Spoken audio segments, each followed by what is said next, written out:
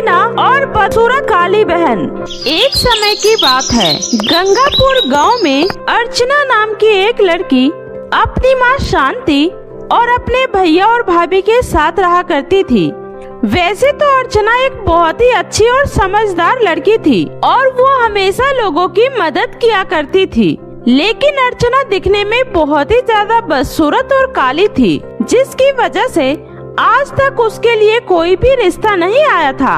और जो कोई भी अर्चना को देखने के लिए उसके घर आता था, वह भी अर्चना का चेहरा देखकर वहां से चला जाता था, जिस वजह से अर्चना की भाभी रूपवती उसे हमेशा ताने मारा करती थी और उसे बुरा भला कहा करती थी। ऐसे ही आज भी देख लिया ना जी आपने, आज इसके मनहूस चेहरे की वजह से इतना अच्छा रिश्ता हाथ से निकल गया। अरे आज तक तो यही होता आया है, जो भी कोई रिश्ता लेकर आता है इसका चेहरा देखकर उल्टे पांव वापस भाग जाता है। पता नहीं कौन सी मनहूस घड़ी में तुम्हारी बहन पैदा हुई होगी। तुमने बिल्कुल सही कहा रूपवती, मुझे भी बस इसी बात का अफसोस है कि मैं इसका भाई हूँ। अरे इसकी वजह से मैं समाज में सर उठाकर भी नहीं चल सकता। हर कोई मेरा मजाक उड़ाता है कि मैं अभी तक अपनी बहन की शादी नहीं कर पाया हूँ, लेकिन उन्हें क्या पता कि इसकी वजह से हमारी कितनी बार नाक कट चुकी है।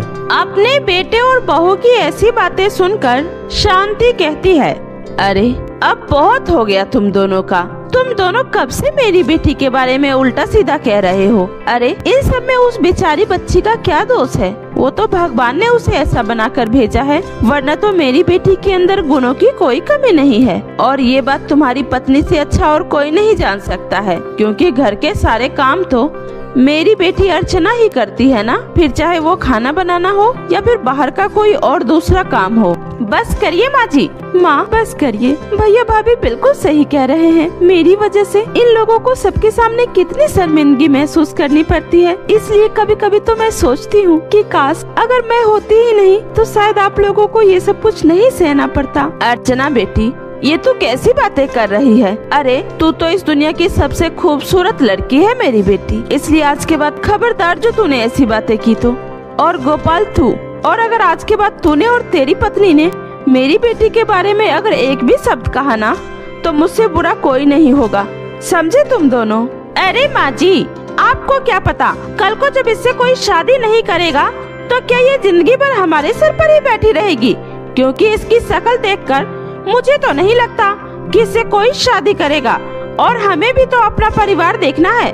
हम जिंदगी भर इसके पीछे तो नहीं लगे रह सकते हैं ना। अपनी भाभी की ऐसी बातें सुनकर अर्चना को बहुत बुरा लगता है और वो रोते हुए एक पेड़ के नीचे जाकर बैठ जाती है। और कुछ देर पेड़ के नीचे बैठने के बाद वो वापस अपने घर आ जाती है और बिना किसी से कुछ बोले सीधे अपने कमरे में चली जाती है। और अगली सुबह जब अर्चना नहाकर आती है तो वो देखती है कि उसके कमरे में टंगा हुआ शीशा वहाँ से गायब होता है। इसलिए जब वो बाहर जाकर इस बारे में अपनी माँ और भाभी से पूछती है तो उसी समय उसकी भाभी कहती है, अरे माँ जी से क्या पूछ रही हो? तुम्हारे कमरे का शीशा मैं लेकर आई हूँ, क्योंकि मेरे कमरे का शीशा कल रात ही टूट गया था, इसलिए मैंने तेरे कमरे का शीशा अपने कमरे में लगा लिया। वैसे भी तुझे शीशे की क्या जरूरत है? कौन सा तू हूर की परी दिखती है? रूपवती तो फिर से शुरू हो गई। अरे ये जो तू मेरी बेटी के साथ ऐसा दुर्व्यवहार करती है ना, ये बिल्कुल भी सही नहीं है और एक दिन तुझे इसकी सजा जरूर मिलेगी। अपनी भाभी की हरकत की वजह से अर्चना एक बार फिर से दुखी हो जाती है। उसी समय शांति कहती है, बेटी अर्चना तू परेशान मत हो, ऐसा कर, ये ले पैसे और बाजार जाकर अपने लिए एक सुंदर सा शीशा लेकर आ जा। और वो पैसे लेकर अर्चना बाजार की ओर शीशा खरीदने के लिए चल देती है। उसी समय अर्चना रास्ते में सोचती है, वैसे भाभी बिल्कुल सही कह रही थी, मैं आखिर शीशा देखकर क्या ही करूँगी? मेरा ये बदसूरत रूप कौन सा शीशा देखने से सुंदर हो जाएगा? खामखा में माँ के पैसे बर्बाद करने का क्या फायदा? इतना कहकर अर्चना दुखी होकर उसी पेड़ के नीचे जाकर बैठ जाती है। तभी वहाँ पर एक बूढ़ी औरत आती है और अर्चना से कहती है, अरे बेटी मेरी मदद करो, मेरा पोता कई दिनों से घर पर बीमार पड़ा है। मुझे उसके लिए दवाइयाँ खरीदनी है, लेकिन मेरे पास बिल्कुल भी पैसे नहीं हैं और न ही कोई मेरी मदद कर रहा है। भगवान के लिए मुझे कुछ पैसे दे दो बेटी, जिससे मैं अपने पोते के लिए दवाइयाँ खरीद सकूं। चिंता मत करिए अम्मा, आपके पोते को कुछ नहीं होगा। लेकिन इस समय तो मेरे पास आपको देने के लिए बस यही पैसे हैं जो मेरी माँ ने मुझे शीशा खरीदने के लिए दिया था।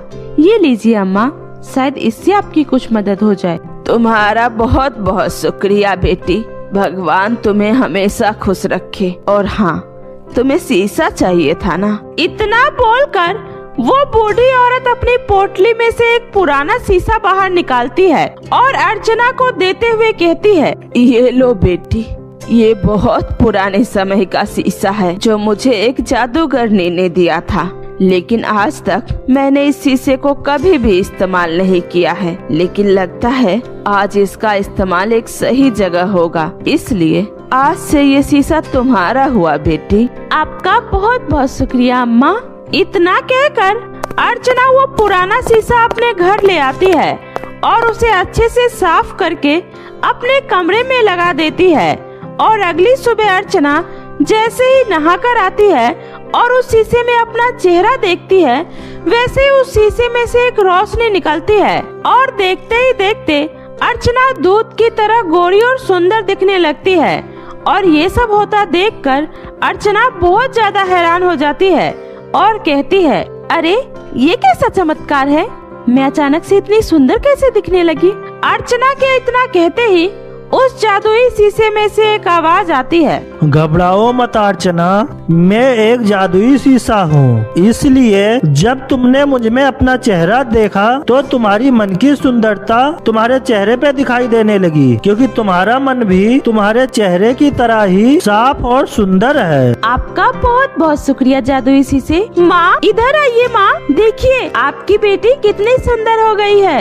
अर्चना की आवाज सुनकर सभी लोग उसके कमरे में आते हैं और अर्चना को इतना सुंदर लगता देखकर शांति कहती है, अरे बेटी, ये क्या, तू अचानक से इतनी सुंदर कैसे हो गई?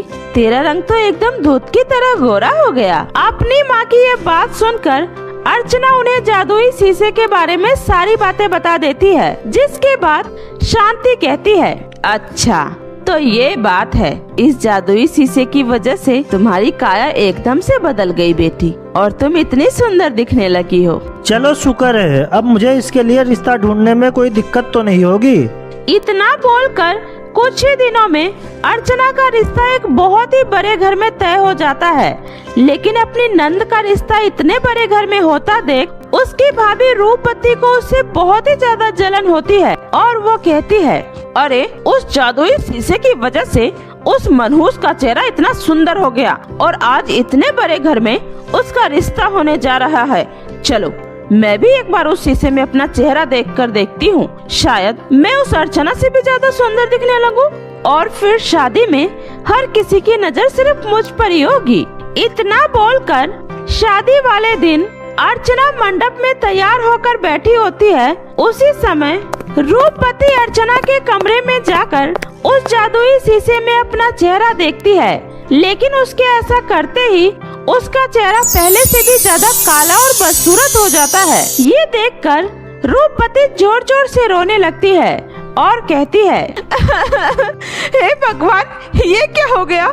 मेरा सुंदर सा चेहरा अचानक इतना बदसूरत कैसे हो गया? उसी समय उस जादुई शीशे में से एक आवाज आती है, तुम्हारे साथ इसलिए ऐसा हुआ क्योंकि तुम्हारा मन बिल्कुल तुम्हारे चेहरे की तरह ही काला और बदसूरत है, जो आज तुम्हारे चेहरे पे नजर आ रहा है, क्योंकि तुमने आज तक बस दूसरों का मजाक उड़ाया है और उन्हें भला बुरा कहा है, इसलिए आज तुम्हें तुम्हारे किए की सजा मिली है और अब तुम्हें जिंदगी भर तुम्हें इसी चेहरे के साथ अपना जीवन गुजारना होगा। उस जादुई शीशे की बात सुनकर रूपवती फूट फूट कर रोने लगती है और जब उसके रोने की आवाज सुनकर सभी लोग अर्चना के कमरे में आते हैं तो वे लोग रूपवती का ऐसा चेहरा देखकर बहुत ज्यादा हैरान हो जाते हैं। उसी समय अर्चना कहती है, अरे भाभी, ये आपके चेहरे को क्या हुआ? कहीं आपने इस जादुई शीशे में अपना चेहरा तो नहीं देख लिया ना? क्योंकि ये जादुई शीशा लोगों के मन के अनुसार ही उसका रंग रूप बदलता है। मैंने कहा था ना बहू, अपने मन में दूसरों के लिए इतनी करवाहट मत भर। आज वही करवाहट और वही कालापन तेरे चेहरे पर साफ नजर आ रहा है। मुझे माफ कर दीजिए माँ जी, मुझसे बहुत बड़ी गलती हो गई। मैंने आज तक हमेशा अर्चना को कितना बुरा भला कहा और उसके चेहरे को लेकर हमेशा उसका मजाक उड़ाया, और शायद आज भगवान ने मुझे उसी की सजा दी है। लेकिन मुझे अब सब समझ में आ गया है माँ जी, इंसान की ऊपरी सुंदरता से ज्यादा उसके मन की सुंदरता मायने रखती है। इसलिए इंसान को कभी भी अपनी ऊपरी सुंदरता पर घमंड नहीं करना चाहिए, वरना उसका भी यही अंजाम होता है जो आज मेरा हुआ है। और इस तरह से रूपवती को उसके किए की सजा मिल जाती है और उसे अपनी गलती का एहसास हो जाता है। और फिर वो बड़ी ही धूमधाम से अपनी नंद अर्चना की शादी करती है और उसे खुशी खुशी उसके ससुराल विदा करती है। और फिर अपनी सास और पति के साथ अपने उसी चेहरे के साथ एक हंसी खुशी जिंदगी बिताने लगती है।